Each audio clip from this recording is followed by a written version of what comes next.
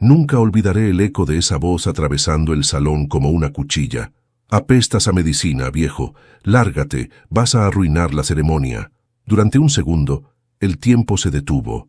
Las risas, la música, las luces de las lámparas colgantes, todo se volvió un rumor distante, como si el mundo hubiera decidido contener la respiración para ver cómo reaccionaría ese viejo del que todos se burlaban. Yo, Miguel Gutiérrez, 61 años, con el mismo traje azul que usé cuando enterramos a mi esposa hace 10 años, permanecí de pie frente a mi hija Valeria, vestida de blanco, hermosa y distante, como si no me reconociera. A su lado, Raúl, mi yerno, con el rostro enrojecido por el alcohol y la arrogancia, me señalaba con el dedo mientras la gente evitaba mirarme.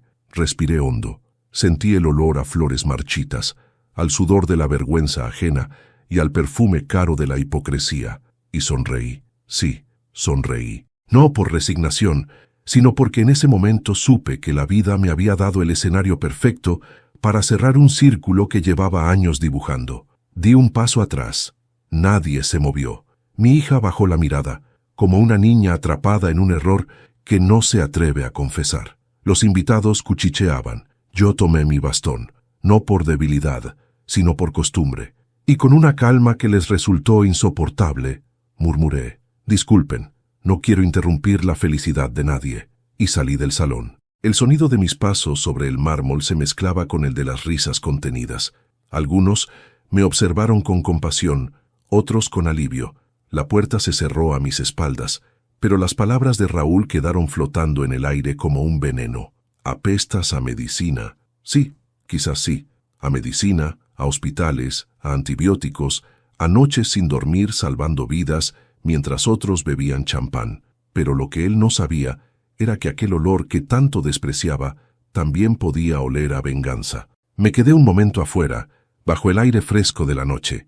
Las luces del jardín iluminaban los rostros sonrientes en las fotos, los arreglos florales, el banquete servido.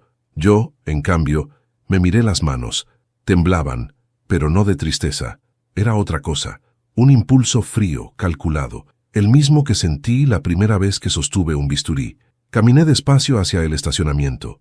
El reflejo de la luna se dibujaba en los vidrios de los autos lujosos. Los invitados habían llegado en camionetas brillantes. Yo, en un viejo sedán gris que mi hija solía avergonzarse de ver frente a su casa. Apreté las llaves y subí. No arranqué enseguida. Cerré los ojos y recordé su infancia cuando me decía: «Papá, cuando sea grande quiero casarme con alguien como tú». Las palabras de una niña inocente, borradas por el encanto de un hombre como Raúl. Un hombre que, desde el principio, supo cómo sembrar el desprecio entre nosotros. Me quedé en silencio varios minutos, escuchando la música que llegaba desde el salón. Era una melodía suave, pero yo solo podía oír el eco del insulto: «Lárgate, viejo». Lo curioso es que, en el fondo, yo ya planeaba irme, pero no de la boda, de sus vidas, porque hay cosas que un padre soporta y otras que un hombre no perdona. Y ese día, sin que ellos lo supieran, comenzó el final de su tranquilidad. Encendí el motor y conduje sin rumbo fijo por la ciudad, hasta llegar a un mirador que solía frecuentar con mi esposa cuando éramos jóvenes. Allí me bajé, con el viento golpeándome el rostro, y dejé que la rabia se convirtiera en algo más útil: claridad. Recordé la frase que mi mujer me repetía cuando aún respiraba: «Miguel, nunca actúes con ira. Espera, la ira ciega, pero el dolor ilumina». Tenía razón. No iba a hacer una escena, no iba a gritar ni a rogar, solo iba a esperar. Y actuar con precisión, como cuando un cirujano se prepara para una operación compleja. Encendí un cigarrillo, mi único vicio desde que dejé la medicina, y observé las luces de la ciudad. Ellos pensaban que me habían echado de su fiesta. No sabían que acababan de invitarme a la mía. Pero antes de continuar me gustaría saber si te suscribiste al canal y si te gustó el video. Esto me ayuda a ver que me apoyas y disfrutas de mis historias. Ahora, continuemos. Cuando volví a casa, el reloj marcaba casi medianoche. El retrato de mi esposa me esperaba sobre el mueble, con su sonrisa serena. Apoyé el bastón, me serví un poco de vino y le hablé como si aún pudiera escucharme. Tenías razón, Clara. El silencio pesa más que los gritos. Saqué una vieja carpeta del cajón del escritorio. Allí estaban los documentos que Raúl pensaba destruidos, copias de transferencias, correos electrónicos, facturas falsas, pruebas de su ambición. Durante meses fingí ser el anciano ingenuo que no entendía de tecnología, pero todo lo había guardado. Cada cifra, cada mentira. Mis manos dejaron de temblar. Mientras el reloj avanzaba, fui ordenando los papeles, las pruebas, las fotografías. Todo tendría su lugar. Cada detalle debía encajar con precisión quirúrgica. No era solo venganza, era justicia con bisturí. Cerré el archivo y sonreí. En menos de una hora, las luces del salón donde aún bailaban se apagarían. Y cuando volvieran a encenderse, nada volvería a ser igual.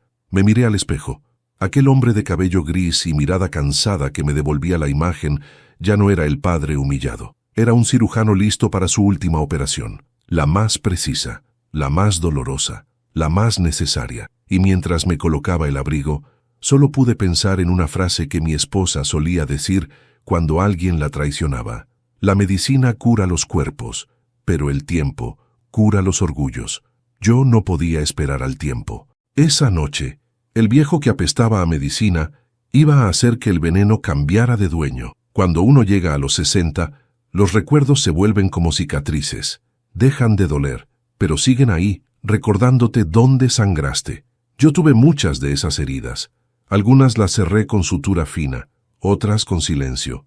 Durante casi 40 años ejercí la medicina, no en clínicas privadas ni hospitales de lujo, sino en un pequeño centro rural, donde el olor a cloro convivía con el llanto y la esperanza. Ahí aprendí que la vida y la muerte caben en una misma habitación, y que a veces la diferencia entre ambas es solo una decisión, una palabra, un segundo. En aquellos días, mi esposa, Clara, era mi refugio.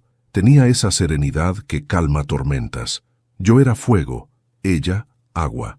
Nos conocimos en la universidad. Yo, estudiante de medicina con ojeras y fe. Ella, enfermera voluntaria con una sonrisa que podía curar sin tocar. Juntos levantamos una casa modesta y trajimos al mundo a Valeria, la hija que se convirtió en mi razón de vivir. Recuerdo cuando era niña. Me esperaba en la puerta con su bata de flores y los brazos extendidos. «Papá, ¿salvaste muchas vidas hoy?», me preguntaba. Y yo, agotado pero feliz, respondía: «Sí, hija, pero ninguna tan importante como la mía, que me espera aquí».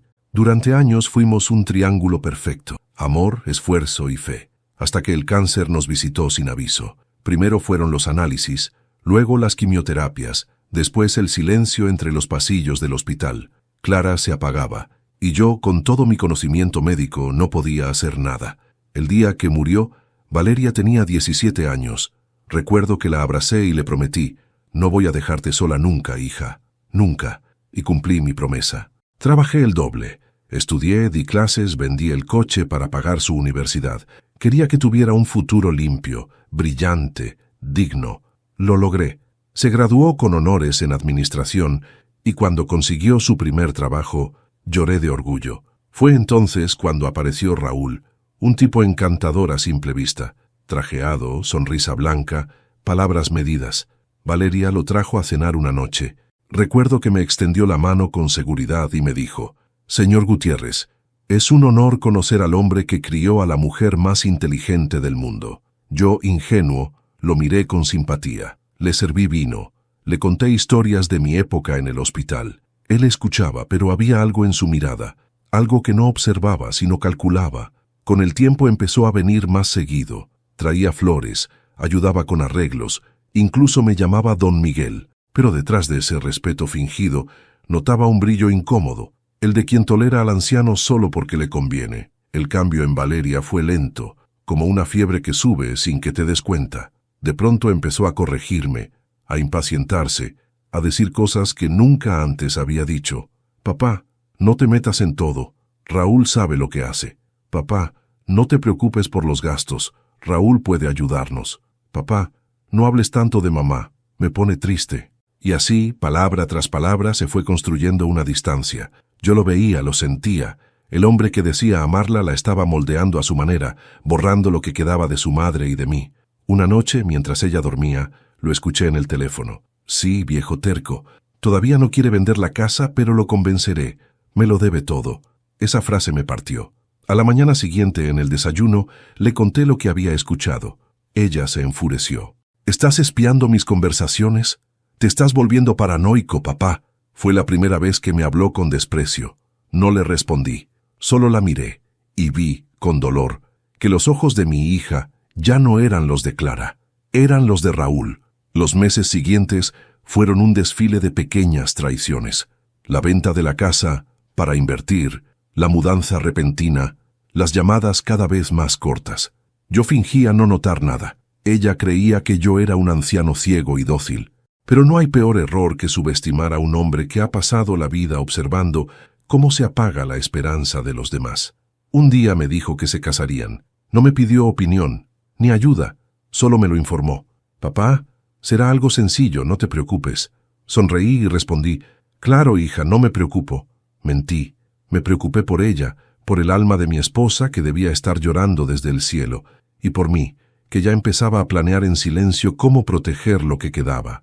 Esa misma noche, revisé mis archivos, las transferencias que Raúl había hecho usando mi nombre, las manipulaciones legales que había firmado mi hija sin saberlo. Descubrí que el hombre ideal había vaciado mi cuenta y puesto mi antigua casa a nombre de su empresa. Me quedé mirándolo todo hasta el amanecer. Cada documento era una herida abierta, y en cada herida una idea germinaba. No iba a denunciarlo, no iba a enfrentar a mi hija, no iba a discutir con nadie. El que se enfrenta con ruido pierde, el que actúa en silencio vence. Al día siguiente lo saludé como siempre. Le estreché la mano. Raúl, confío en ti, le dije, y sonreí. Él creyó que me tenía bajo control. No entendía que en ese momento acababa de entrar en mi quirófano. Yo sería el médico, y él, el paciente inconsciente. La boda llegó meses después, y yo, con mi traje azul gastado, sabía exactamente lo que haría, no para destruirlos, sino para enseñarles una lección que jamás olvidarían. Porque los años que me curaron también me habían destruido, y de esa destrucción nació algo más fuerte que la tristeza, la precisión de un hombre que ha aprendido que incluso la paciencia tiene fecha de vencimiento. El engaño, cuando es bien ejecutado, se parece mucho al amor. Ambos hacen creer al otro que lo que siente es real, y Raúl era un experto en eso. Durante meses observé cómo perfeccionaba su papel. No levantaba la voz, no discutía, no imponía, simplemente sugería. Lo hacía con la habilidad de un cirujano manipulando una arteria sin que el paciente lo note. Y mi hija, Valeria, no solo era su cómplice inconsciente, era su trofeo.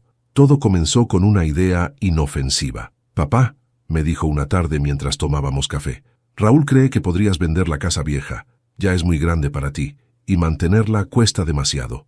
Yo asentí en silencio, mirando cómo el vapor del café se disolvía. Por dentro, algo en mí se revolvía. Esa casa no era solo ladrillos.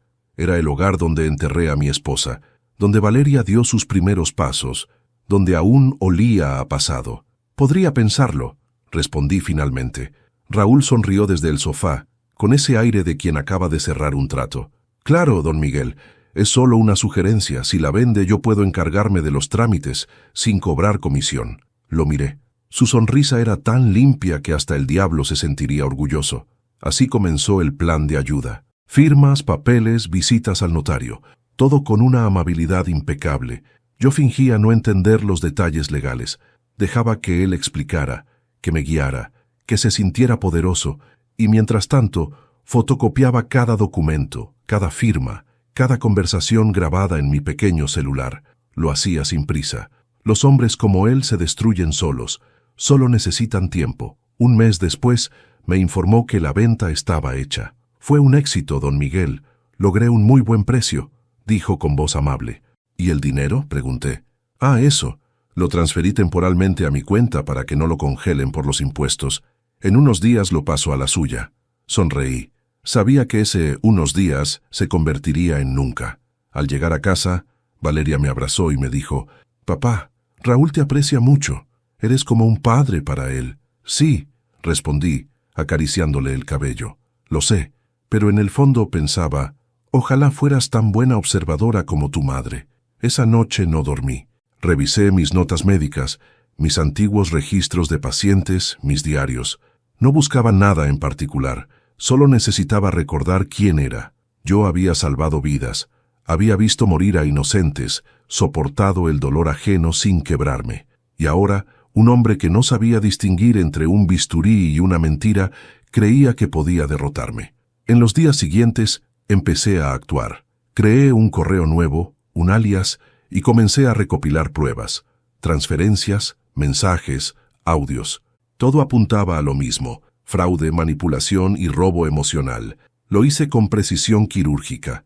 Como quien prepara una cirugía, fui desmenuzando la anatomía de su engaño. Raúl, ajeno a todo, se confiaba más cada día. Compró un auto nuevo. Empezó a viajar por negocios. Valeria creía en cada palabra. Yo solo observaba. Un médico sabe esperar el momento exacto para cortar. Una tarde, lo encontré en la puerta de mi casa. «Don Miguel», me dijo, con su sonrisa de siempre, «vengo a traerle algo». Sacó de su bolsillo una caja de madera. «Es un reloj antiguo, de colección, quiero que lo tenga». «¿Por qué?», pregunté sin tomarlo. «Porque lo aprecio, de verdad. Usted ha sido como un padre para mí». Ese fue el momento en que supe que el juego había cambiado. Solo los culpables dan regalos, y los inteligentes los aceptan sin preguntar. «Gracias, Raúl». Le estreché la mano. «Lo guardaré con cariño». Lo guardé, sí, pero no como recuerdo, sino como evidencia. Dentro del mecanismo había una grabadora oculta, un micrófono diminuto que transmitía a su teléfono las conversaciones en mi casa. Creía que no me daría cuenta. Pobre de él. Esa misma noche lo abrí con un destornillador y copié el dispositivo. Ahora podía escucharlo a él también. Las palabras que salieron de su boca durante las siguientes semanas me revelaron más de lo que imaginé. Planes para registrar mis propiedades a nombre de su empresa, burlas sobre mi edad y algo peor, su relación con otra mujer. Una tal Marta, la madrina de la boda. Todo se volvió claro. No solo quería mi dinero, quería usar a Valeria como pantalla para lavar dinero mientras jugaba a ser el esposo ideal. Fue entonces cuando decidí que no lo destruiría con ira, sino con verdad, porque en la medicina aprendí que hay curas que duelen más que la enfermedad, y Raúl iba a sentir cada punzada. Empecé a escribir una carta, no una cualquiera, una declaración detallada de cada movimiento financiero, de cada manipulación. Adjunté copias, grabaciones y los datos que lo hundirían si algo me pasaba. La guardé en un sobre con una nota. «Si estás leyendo esto, Raúl, es porque tu diagnóstico ha llegado». La escondí en mi maletín junto con una memoria USB. No era momento de usarla todavía. Aún no había llegado el clímax. Pero mientras observaba cómo él y mi hija preparaban su boda, con risas, música y promesas falsas, yo solo pensaba en lo que Clara me había dicho antes de morir. «Miguel, nunca cures a quien disfruta de su enfermedad». Raúl no quería curarse, así que lo dejaría enfermar hasta el final. Ese día firmé los últimos papeles de la venta de mi casa, y cuando estrechamos las manos, lo miré a los ojos y dije: «Gracias, Raúl».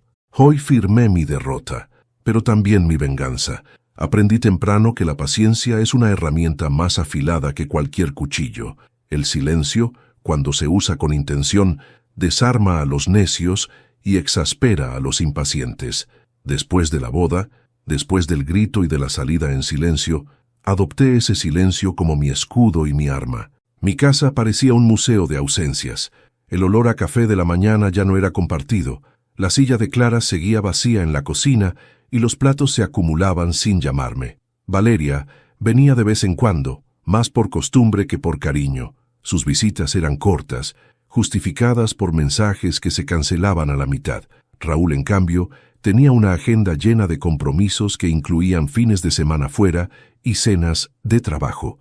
Sus llamadas siempre terminaban con una sonrisa fingida y una excusa. Todo parecía normal para ellos. Para mí, cada gesto era una pista. Mantuve la apariencia del anciano resignado. Contestaba el teléfono con voz a veces débil. Sonreía en las pocas reuniones familiares.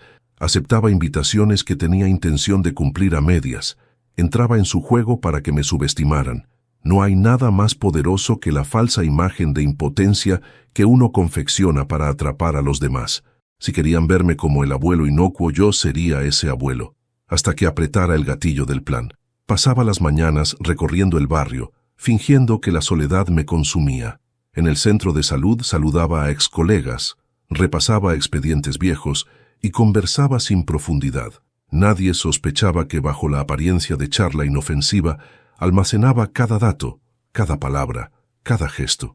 Tomaba notas aparte en un cuaderno pequeño, esa costumbre de médico que nunca se me fue, y las letras, aunque a veces torpes por la edad, eran contundentes.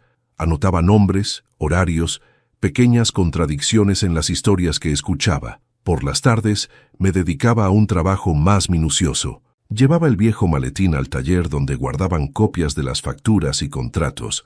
Conversaba con el mecánico de confianza, con el notario del pueblo, con la señora que recogía la correspondencia cuando alguno de ellos salía de viaje. Hacía preguntas banales. Sonreía y volvía a casa con más piezas del rompecabezas.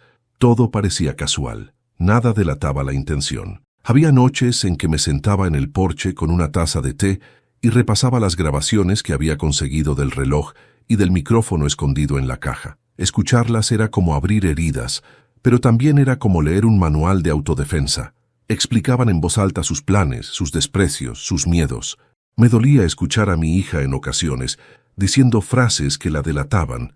A veces su voz se quebraba y aparecía la niña que conocía, pero al instante volvía el tono frío que Raúl moldeaba. Una vez, mientras tomaba notas, un vecino se acercó y me preguntó por qué seguía yendo al hospital si ya no estaba en activo. Le respondí con una sonrisa simple: «Me gusta acompañar a los jóvenes. Me mantiene vivo».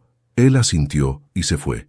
Era una mentira piadosa que escondía horas de investigación. Nadie necesita saber por qué un anciano se interesa por los expedientes de un contable o por qué le plantea preguntas técnicas al administrador del centro. La ignorancia de los demás fue mi mejor cómplice. Al mismo tiempo, cuidaba mi imagen frente a Valeria. Cuando ella llamaba, respondía con afecto, con frases medidas. Le enviaba mensajes esporádicos con recuerdos bonitos, una foto de su infancia, la receta de su sopa favorita, algún comentario tierno sobre su primer día de colegio. Quería que su corazón no se cerrara del todo, porque un padre que busca justicia no busca romper a su hija, sino abrirle los ojos.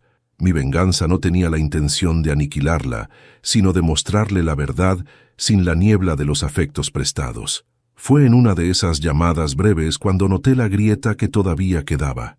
Al despedirse, me dijo con frialdad estudiada: «Papá, no te preocupes por nada, estamos bien». La frase parecía protésica. Había perdido el matiz de cariño. Sentí un dolor punzante, pero lo guardé en un cajón de la memoria. El dolor servía de combustible, no de guía. Mientras tanto, la vida de Raúl se volvía más ostentosa. Compró cuadros, pagó vacaciones y empezó a invitar a amigos de un mundo que yo conocía solo por fotos en revistas. Lo observaba desde la distancia, su porte, su risa fácil, sus admiradores. Él creía que su poder era absoluto. No sabía que yo había abierto vías que lo cercaban, cuentas que apuntaban a transferencias a nombres falsos, contratos redactados con cláusulas que podían invalidar sus movimientos, mensajes comprometidos que aparecían en dispositivos que yo había preservado. Una noche, recibí una llamada anónima.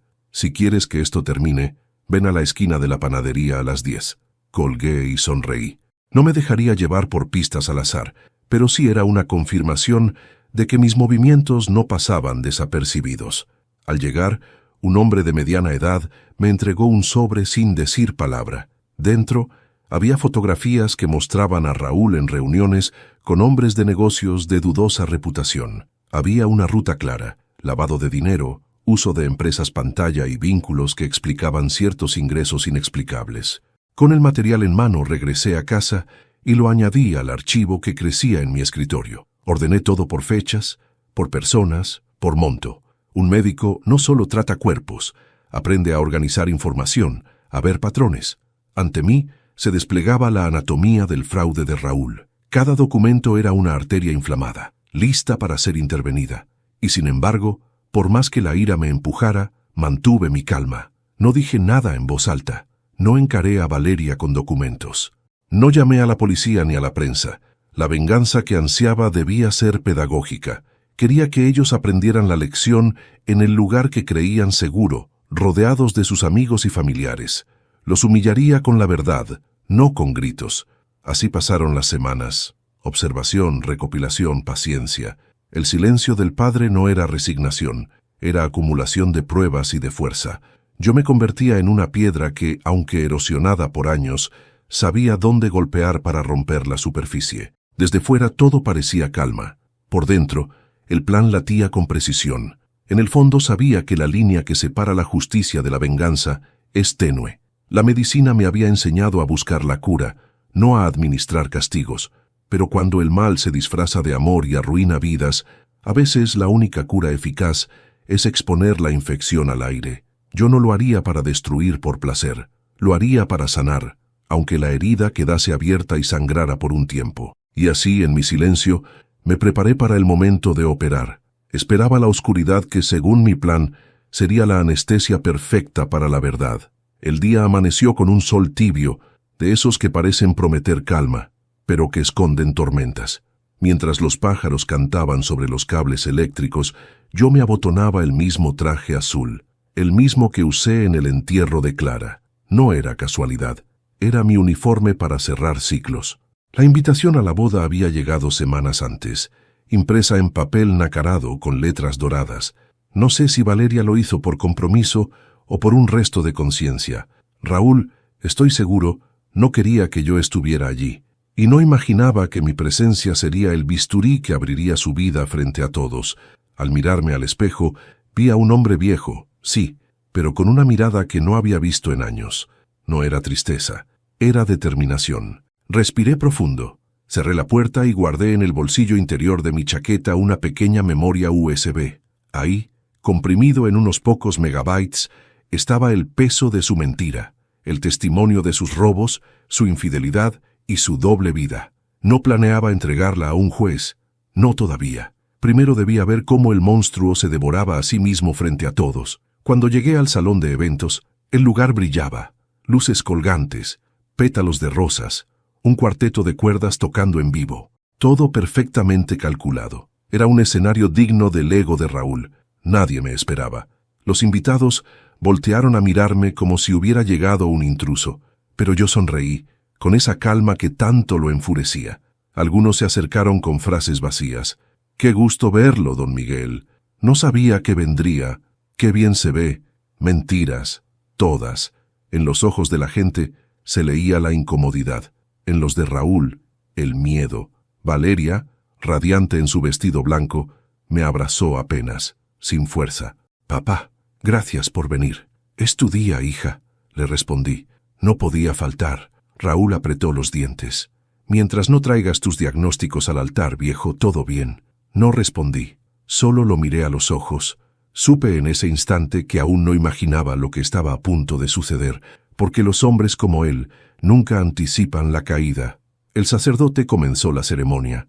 Las palabras resonaban con solemnidad, pero mis oídos oían otra cosa, el tic-tac del reloj de bolsillo que llevaba conmigo. Cada segundo me acercaba al momento exacto en que el equilibrio se rompería. Durante el intercambio de votos, Raúl alzó la voz, exagerando gestos de ternura, como un actor que no confía en su propio talento. Tomó la mano de mi hija y dijo: «Prometo amarte, cuidarte y respetarte por el resto de mi vida». Yo, desde mi asiento, apreté el bastón con fuerza. Había escuchado esa misma voz decir en las grabaciones: «Solo la necesito mientras me convenga». El coro empezó a entonar el Ave María. El ambiente era de ensueño.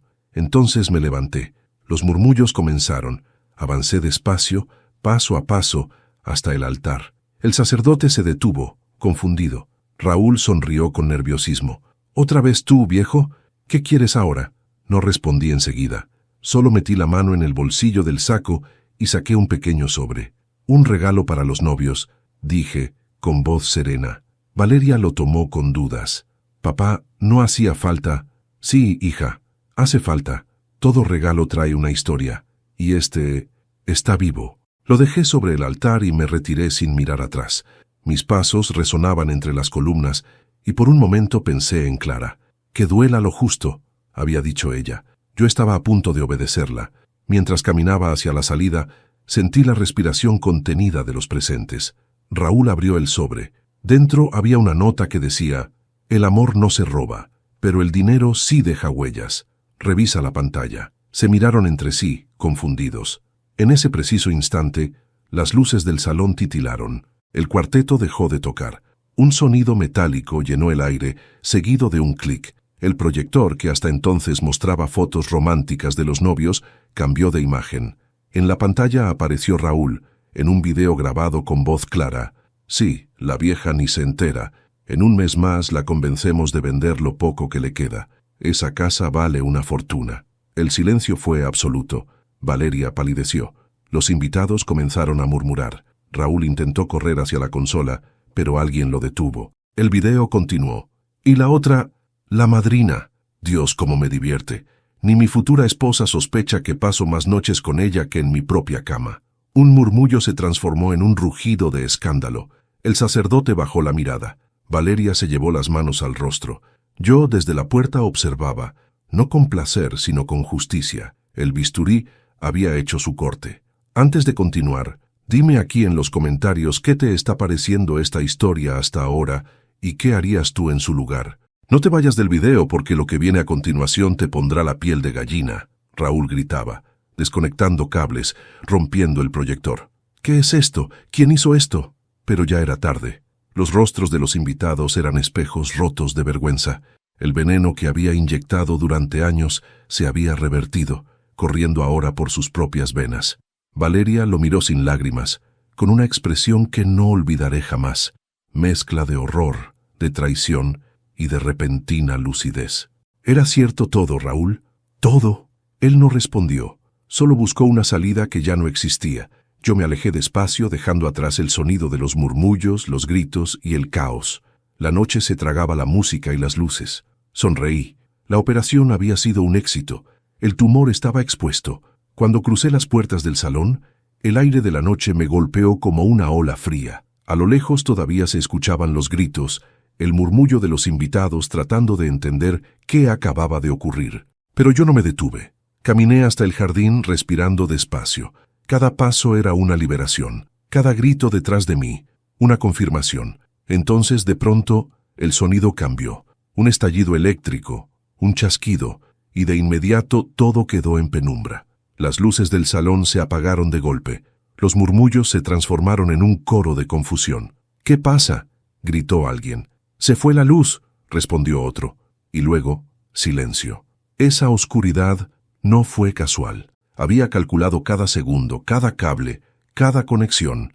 Un viejo amigo electricista me había ayudado a preparar el pequeño corte técnico que dejaría al salón a oscuras durante 5 minutos exactos. 5 minutos. El tiempo suficiente para que el miedo y la verdad hicieran su trabajo. A través de una ventana vi cómo las linternas de los celulares se encendían. Rostros pálidos, sombras corriendo, risas nerviosas. El caos tiene un ritmo, y yo lo conocía bien. Mientras tanto, dentro del salón comenzó a sonar una grabación, una voz masculina, fuerte, inconfundible, la voz de Raúl. Si ese viejo supiera que la casa que vendió está a mi nombre, se moriría del susto.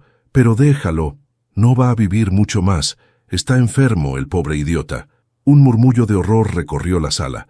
Valeria gritó su nombre. Raúl, desesperado, intentó encontrar la fuente del sonido, pero era inútil. La voz salía de múltiples parlantes escondidos en distintos puntos, cada uno conectado a un temporizador programado para encender justo después del apagón. Y cuando se muera, todo quedará limpio. Nadie sospechará que fue su propia hija la que firmó los papeles. Valeria cayó de rodillas.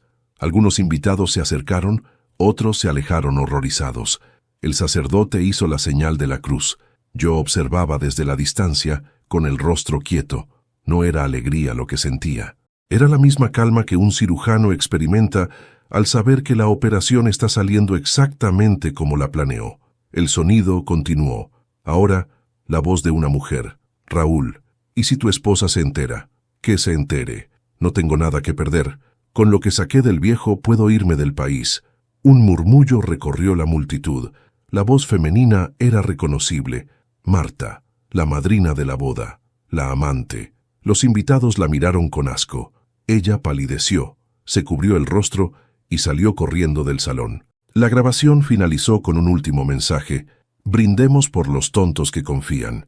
Y justo entonces, las luces volvieron. La claridad repentina Iluminó lo que quedaba de una boda destruida, los pétalos en el suelo, los trajes manchados, los rostros confundidos. Raúl estaba de pie en medio del desastre, con el rostro desfigurado por la rabia y el miedo. Valeria, en cambio, se mantenía arrodillada, con la mirada perdida, como si hubiera despertado de un sueño que nunca debió soñar. El silencio volvió a imponerse. Solo se escuchaba el zumbido de los focos encendiéndose. Raúl buscó con la mirada y me vio parado junto a la puerta principal. Nuestros ojos se cruzaron, y en ese instante comprendió todo. La verdad lo atravesó como una aguja. «Fuiste tú», dijo con voz temblorosa. Yo asentí apenas. No necesitaba palabras. Los culpables siempre terminan confesándose solos. Corrió hacia mí. «Maldito viejo, arruinaste mi vida». «No», respondí tranquilo. «Tú mismo la arruinaste». Yo solo encendí la luz para que todos la vieran. Los guardias lo sujetaron antes de que me alcanzara. Alguien llamó a la policía. Los invitados comenzaron a retirarse. Susurros, miradas, reproches. Todo lo que alguna vez fue apariencia se derrumbaba. Valeria se acercó a mí con los ojos hinchados de lágrimas. «Papá, ¿por qué?» «Porque un día me prometiste que nunca dejarías que nadie te hiciera daño. Y lo cumplí». Ella no respondió. Solo se derrumbó en mis brazos. Sentí su corazón latiendo contra mi pecho, igual que cuando era niña, y por primera vez en años no me dolió abrazarla. La policía se llevó a Raúl esposado. Mientras pasaba frente a mí, su mirada era una mezcla de odio y súplica. Intentó hablar, pero solo murmuró: «Por favor, no lo hagas público». Yo incliné la cabeza. «No te preocupes, ya no hace falta. El juicio más duro no se libra en los tribunales, se libra en la conciencia». Y lo vi alejarse, hundido en su propio abismo. Esa noche, el viento soplaba fuerte. Me quedé un rato en el jardín vacío, escuchando cómo las luces parpadeaban, cómo el eco de las voces se apagaba. Por fin, el silencio volvió a ser mío. Pero dentro de mí, sabía que algo aún no estaba cerrado. La venganza se había consumado, sí, pero las heridas del alma no cicatrizan con justicia. Me quedé mirando el cielo estrellado y murmuré: «Clara». Todo terminó, aunque en el fondo sabía que no era cierto. La gente suele pensar que la venganza nace de la rabia. Se equivocan. La rabia solo quema. La verdadera venganza se cocina con paciencia, con cálculo, con memoria, y en mi caso, conciencia. Mientras la policía se llevaba a Raúl esposado y Valeria se refugiaba en el silencio, yo me senté en un banco del jardín, observando el reflejo del salón vacío en los ventanales. Allí, bajo esa luz tenue, recordé cómo había empezado todo, con un proyector viejo y una idea imposible. Todo había ocurrido 2 meses antes de la boda. Raúl me había convencido de vender la casa, creyendo que me había vencido. Lo que no sabía era que yo aún conservaba las copias de los documentos originales y que cada conversación, cada correo, cada mentira suya estaba archivada en mi computadora, en un archivo llamado Paciente Cero. Así lo nombré, porque eso era él, una enfermedad. Una tarde me acerqué al hospital donde trabajé durante décadas. Saludé al guardia, al personal de limpieza, y pasé sin que nadie sospechara. Fui directo a la pequeña sala de audiovisuales, donde los estudiantes practicaban sus presentaciones médicas. El viejo proyector aún estaba ahí, olvidado, cubierto de polvo. Lo limpié, lo abrí y revisé los conectores. Funcionaba perfectamente. Durante días, lo reparé y modifiqué. Añadí un receptor remoto, cambié las salidas de audio, instalé un pequeño adaptador Bluetooth para vincularlo con mi teléfono. A simple vista, parecía un aparato obsoleto, pero en realidad era un dispositivo preparado para exhibir lo que ningún hombre quiere que el mundo vea. Luego comencé a editar los videos. No bastaba con mostrar fragmentos, necesitaba una narrativa. Una historia que revelara paso a paso cómo Raúl había destruido todo lo que tocaba. Lo monté como si fuera una lección médica: introducción, síntomas, diagnóstico, tratamiento y resultado. En el primer video lo mostré riendo con Marta, en un restaurante caro, diciendo que Valeria era solo una inversión. En el segundo, lo grabé falsificando mi firma. En el tercero, lo mostré en una llamada donde admitía su plan para transferir fondos a cuentas en el extranjero, y al final un audio donde se burlaba de mí diciendo: «Ese viejo ya no sirve ni para morirse». Recuerdo que, al escucharlo, Sentí una punzada en el pecho, no de dolor, de confirmación. Cada palabra era una sutura cerrando la herida del alma. Cuando tuve todo listo, lo comprimí en un archivo y lo almacené en la memoria USB que llevaba siempre en mi chaqueta. Luego, compré una copia idéntica del proyector y la envié al salón de eventos, fingiendo que era un obsequio del hospital, una donación para los novios. Raúl, vanidoso como siempre, aceptó encantado. Jamás sospechó que en ese mismo aparato estaba escondido el bisturí que abriría su mentira. Durante los ensayos previos a la boda, instalé el dispositivo con ayuda del personal técnico, fingiendo que estaba calibrando el sonido. Ajusté el brillo, la conexión y la programación. El archivo se activaría cuando se apagara la corriente y se restableciera la energía. Era un simple comando automatizado, un truco que aprendí en mis años de investigación médica. Hacer que la verdad se active sola. No lo hice por espectáculo. Lo hice porque sabía que la justicia legal no bastaría. El dinero compra silencios, abogados, favores, pero hay una cosa que el dinero no puede comprar: vergüenza pública, y esa era la única medicina capaz de curar una enfermedad moral como la suya. Esa noche, cuando el video comenzó a reproducirse, mi corazón latía tan lento que parecía haberse detenido. No era miedo, era la calma de quien sabe que está cumpliendo su propósito. En la pantalla, Raúl se veía borracho, riendo, burlándose. Yo escuchaba a la multitud reaccionar con incredulidad, con rabia, con asco. El mismo hombre que se creía intocable se convertía en su propio verdugo. Luego de la humillación, cuando los policías lo esposaron, Valeria no dejó de llorar. Yo me acerqué, en silencio. Ella me miró con el rostro roto y murmuró: «Papá, ¿cómo pudiste hacer todo esto?» «Hija», le respondí, «toda cirugía duele, pero a veces hay que abrir una herida para salvar el corazón». Guardé silencio unos segundos y añadí: «No lo hice para vengarme, lo hice para que pudieras volver a ver». Ella apartó la mirada. Quizás no lo entendía todavía. Quizás necesitaba tiempo. Esa noche, antes de irme, entré de nuevo al salón vacío. El proyector seguía encendido, con la imagen congelada de Raúl en el altar. Me acerqué, apagué el aparato y lo guardé con cuidado, no como trofeo, como advertencia, porque entendí que el poder de la verdad no está en mostrarla, sino en saber cuándo hacerlo. Mientras caminaba hacia mi coche, escuché el eco de los últimos invitados hablando del escándalo. «Pobre don Miguel», decían algunos. «No sabía que era tan astuto», murmuraban otros. Yo no era astuto. Era un hombre que había aprendido demasiado tarde que el amor también necesita límites y que a veces la única forma de salvar a los tuyos es dejar que se quemen un poco. Encendí el motor y antes de alejarme miré el salón por el espejo retrovisor. El reflejo del altar parecía arder bajo la luz artificial. En cierto modo, sí ardía, no en fuego, sino en verdad. La operación estaba completa. El paciente, su orgullo, su mentira, su vanidad, había sido extirpado. Pero mientras el coche se perdía entre las calles desiertas, supe que la verdadera recuperación recién comenzaba, y que mi hija, tarde o temprano, tendría que enfrentarse a su propio diagnóstico. Durante 40 años, mi vida giró en torno a un principio. Primero, no hacer daño. El juramento hipocrático, tan simple y tan complejo. Juramos proteger la vida, aliviar el dolor, no usar el conocimiento para destruir. Y sin embargo, esa noche comprendí que incluso los médicos también pueden matar. No con bisturíes ni venenos, sino con verdades. Verdades que cortan más profundo que cualquier hoja de acero. Después del escándalo, la policía me citó para declarar. No hubo cargos contra mí. No había cometido ningún delito. Solo había mostrado información verídica. Ellos sabían que no buscaba dinero ni venganza judicial. Mi acto era, simplemente, el diagnóstico final de una enfermedad moral. Pero lo que nadie supo, ni siquiera Valeria, fue cómo conseguí las pruebas. Nadie imaginó que el viejo médico retirado había planeado todo con la precisión de una cirugía cardíaca. Todo comenzó cuando Raúl empezó a frecuentar mi antigua clínica. Usaba su empresa para donar equipos médicos a cambio de contratos con hospitales privados.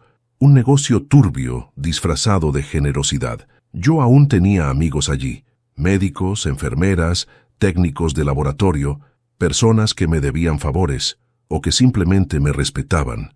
No les pedí que traicionaran su ética, solo que me dejaran ver, y ver, en medicina, lo es todo. Accedí a los registros contables del hospital, a las compras ficticias, a los convenios que Raúl firmaba usando el nombre de mi hija. Descubrí que él había desviado fondos destinados a tratamientos infantiles. Robaba de la salud pública. Y en ese momento, algo dentro de mí se quebró.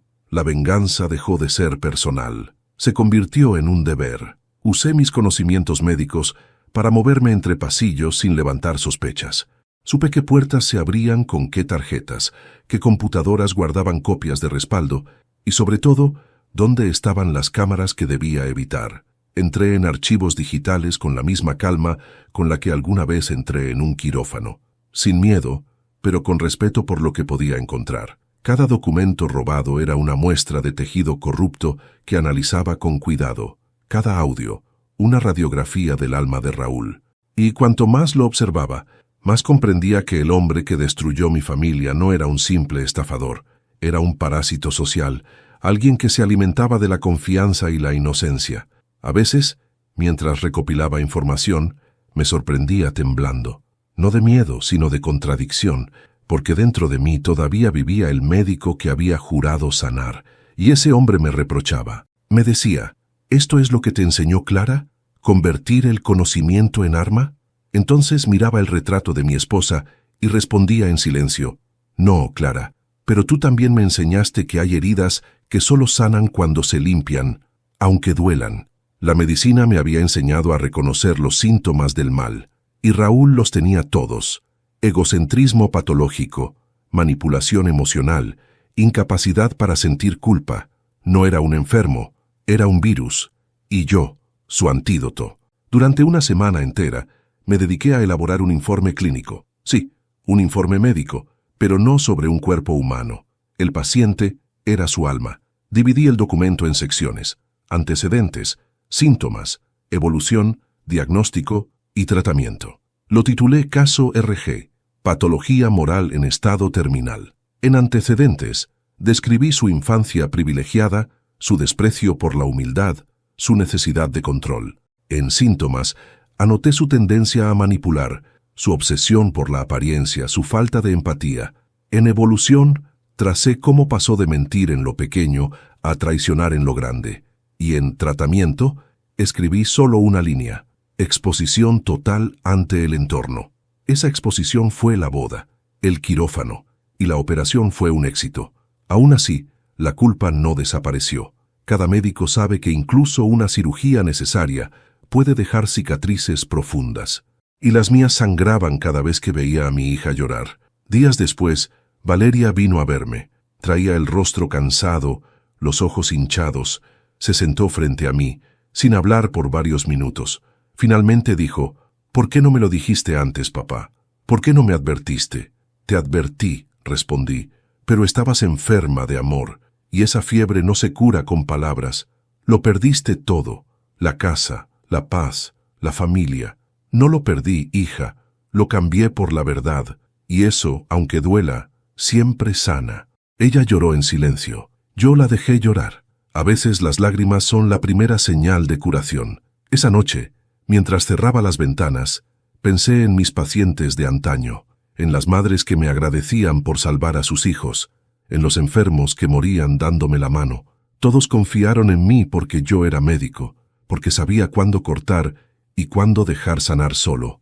Con Raúl hice lo mismo. Lo corté del cuerpo de mi familia, y aunque sangrara, sabía que con el tiempo la herida cerraría. Colgué mi bata blanca en el perchero por última vez. La miré como se mira a un viejo amigo que parte. La venganza había terminado, pero el juramento seguía vivo, porque incluso en la oscuridad aún quería creer que un médico puede salvar, aunque sea con una lección. Me senté, respiré hondo y escribí en mi cuaderno: «He cumplido el juramento, solo cambié de paciente». Dicen que las grandes caídas no hacen ruido al principio. Comienzan como un leve crujido, una vibración sutil que solo los atentos perciben, y después el derrumbe es inevitable. Eso fue lo que pasó con Raúl y Valeria. Su matrimonio, que alguna vez se alzó como una fachada impecable ante la sociedad, se desmoronó lentamente, sin necesidad de que yo dijera una sola palabra. Ya no hacía falta. El veneno de la verdad había empezado a circular. Durante los días posteriores a la boda, los periódicos locales hablaron del escándalo. Las fotos del evento aparecieron en redes sociales acompañadas de titulares que decían: empresario acusado de fraude en plena ceremonia. Los videos, grabados por los propios invitados, se viralizaron.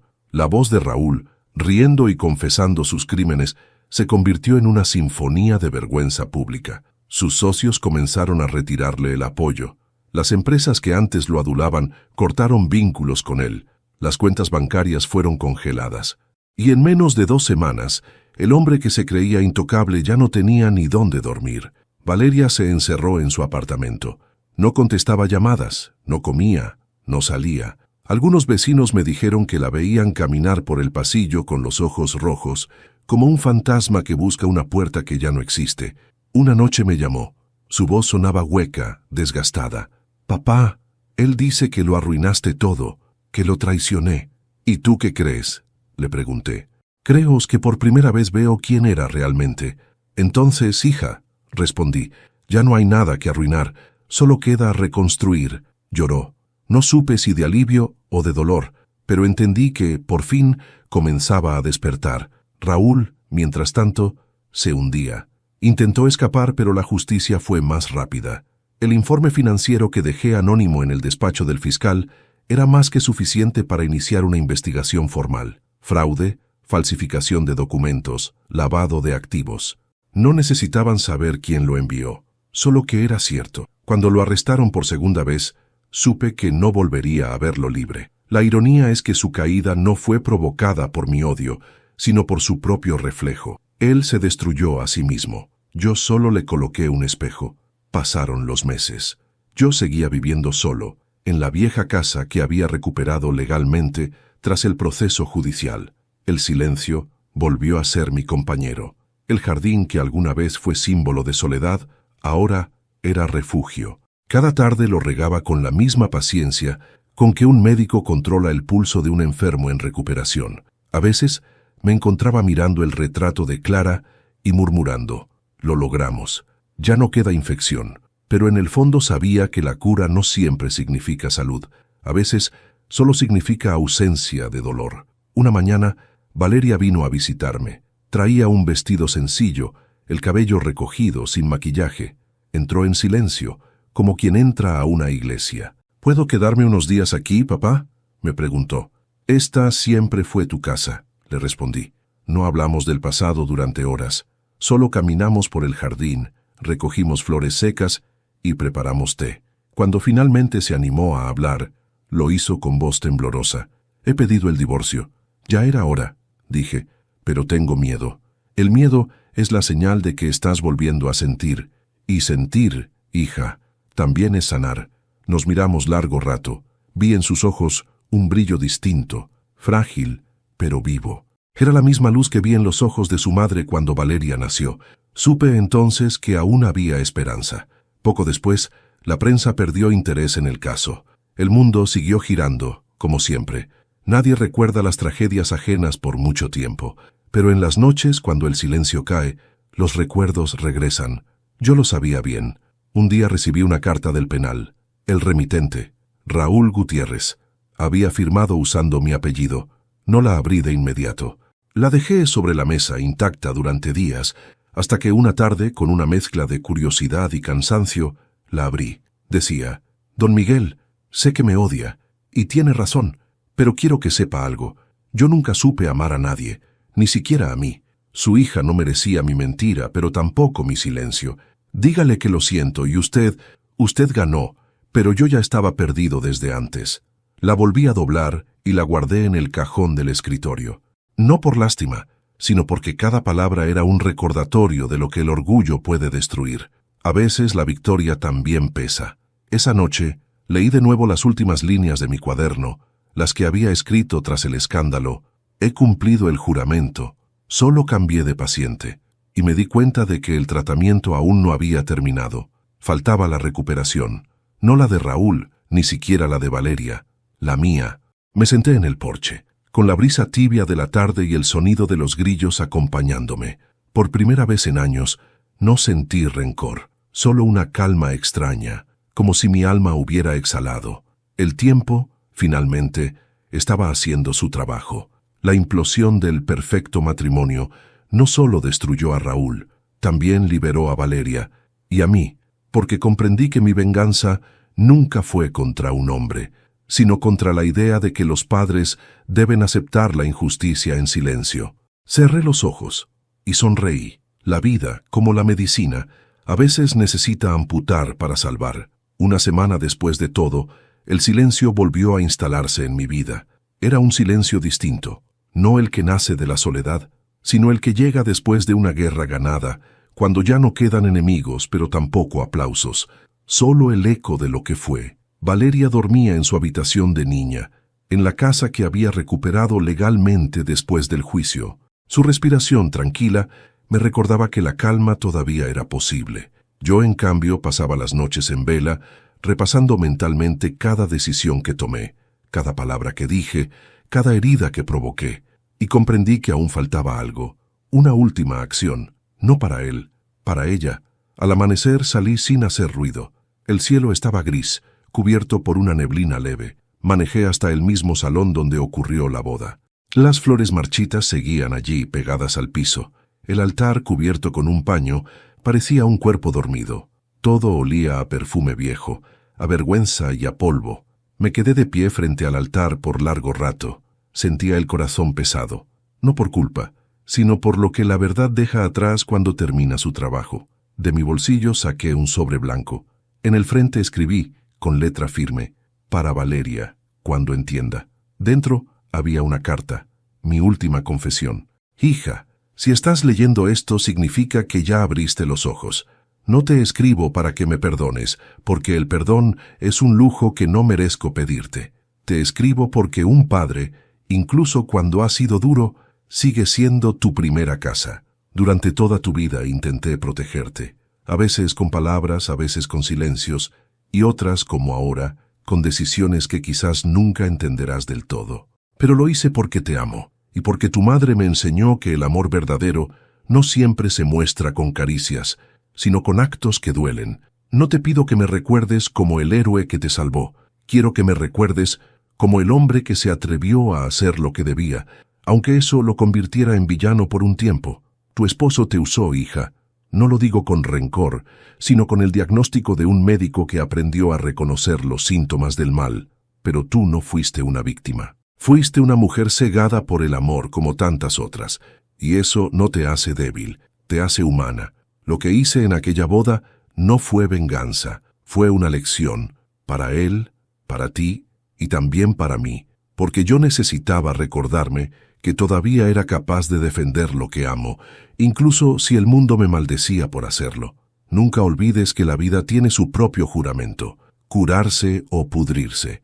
Yo elegí curar, y la cura, a veces, requiere fuego. Si alguna vez me juzgas, hazlo con compasión. Si alguna vez me recuerdas, hazlo con ternura. Y si alguna vez me buscas, mira hacia donde nace el sol.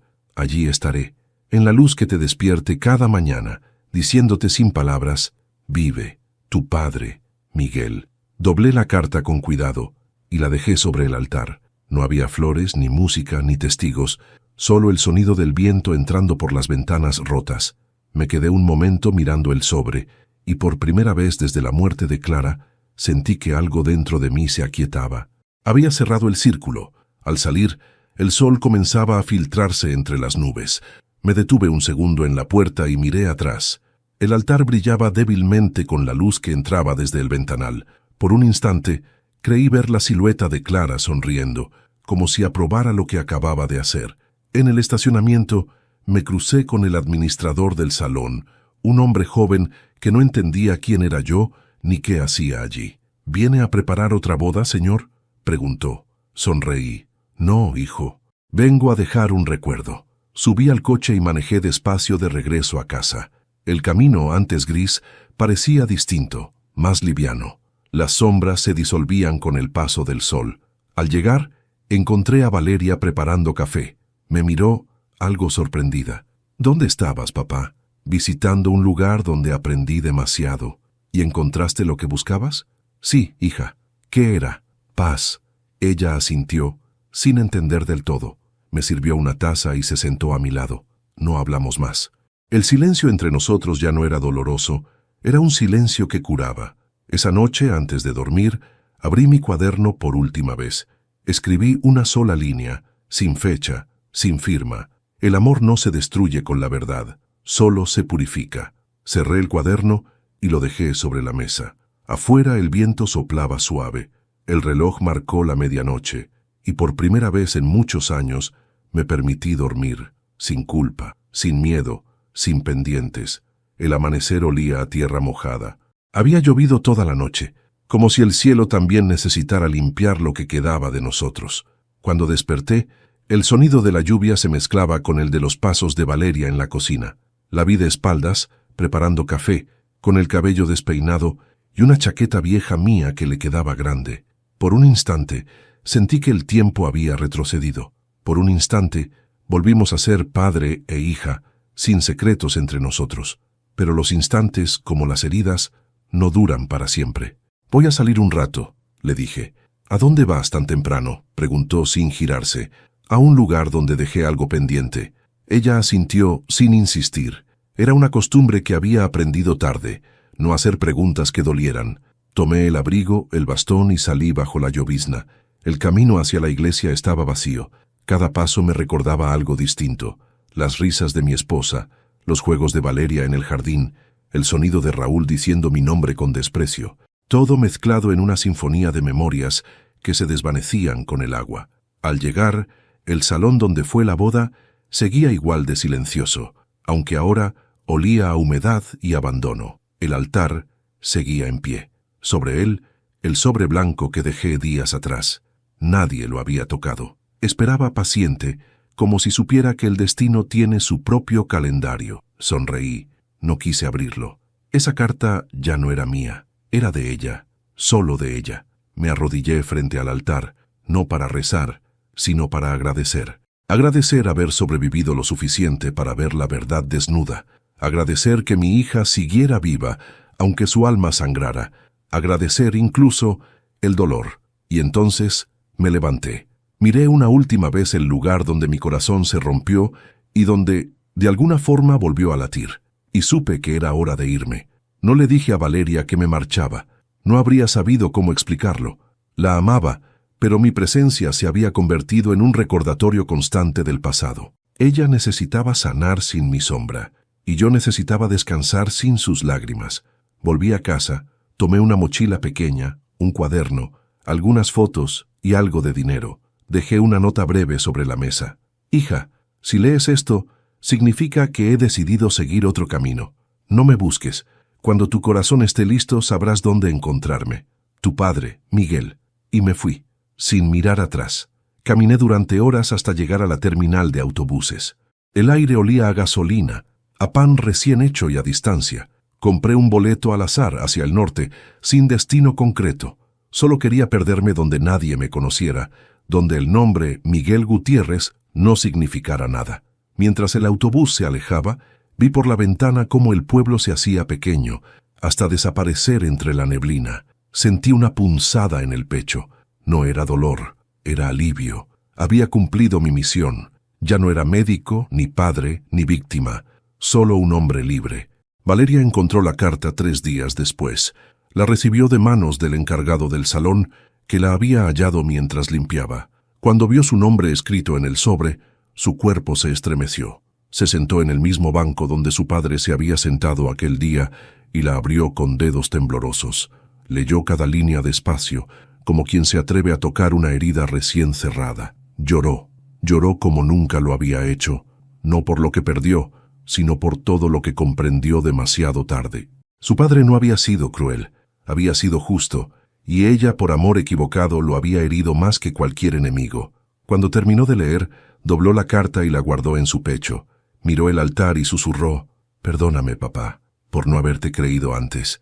El eco devolvió su voz vacía, y supo que su padre ya no estaba. Esa noche, regresó a casa y encontró la nota sobre la mesa. Al leerla, una calma extraña la envolvió. No había enojo, no había desesperación, solo una certeza silenciosa.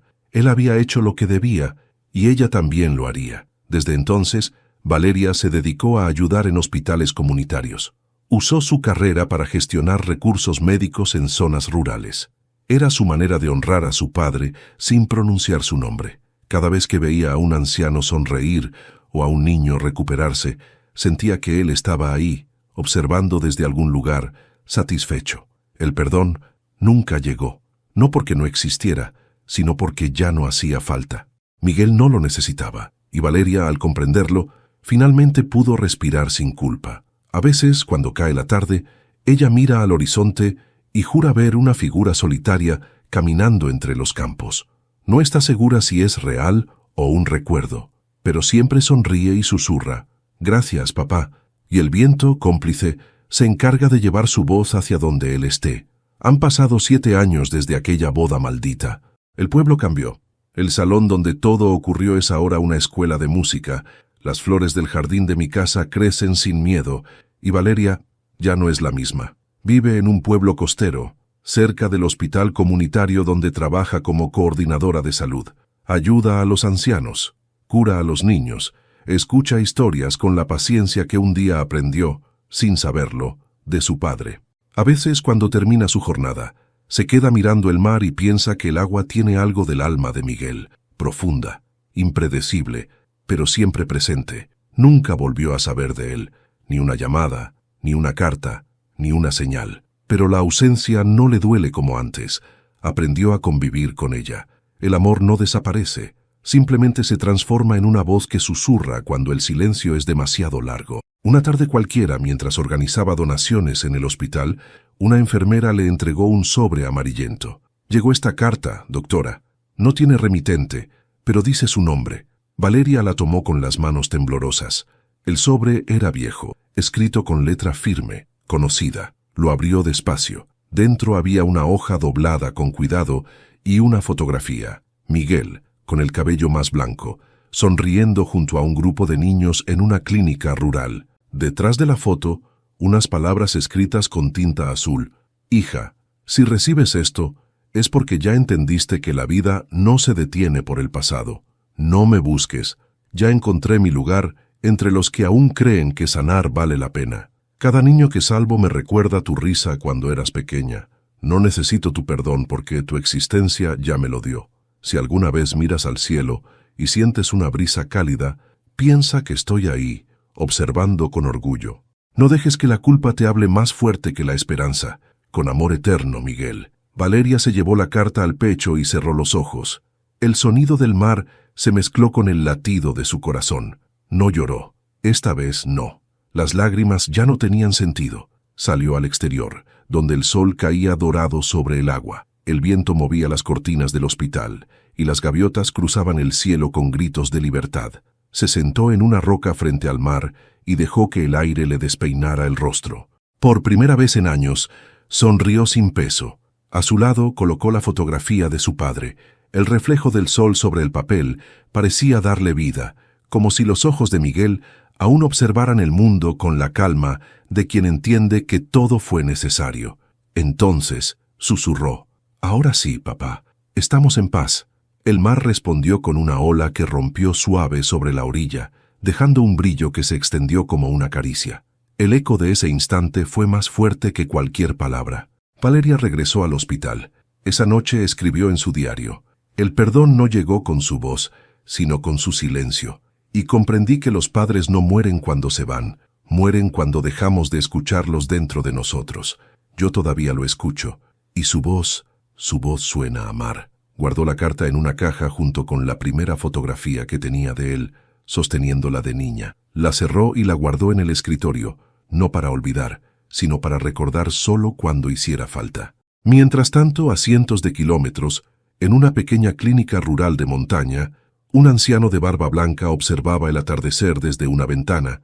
Tenía un cuaderno sobre las piernas, el mismo en el que escribió toda su historia.